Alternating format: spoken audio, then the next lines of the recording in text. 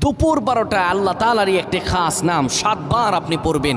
পড়ে আল্লাহ তাআলার কাছে দোয়া করবেন। আপনার যত প্রয়োজন আছে, যত মনের আশা আকাঙ্ক্ষা আছে, আল্লাহ সকল কিছু কবুল করে নেবেন। যখন দুপুর 12টা বেজে যায় দোয়া কবুলের সময়, তখন আপনি সকল কাজগুলো তখন বন্ধ করে একটু যায় নামাজ বিছিয়ে পবিত্র হয়ে ঘরের একটা কোনায় কিংবা আশপাশে যদি মসজিদ থাকে মসজিদে চলে যান।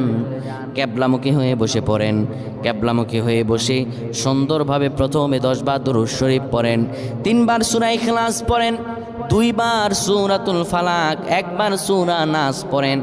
এরপরে আপনি আল্লাহ তাআলার এই খাস নামটা ধরে পড়েন, আর রহমান আর রহমান আর রহমান 7 বার পরে এরপরে আবার দুরূদ পড়ে দোয়া করেন।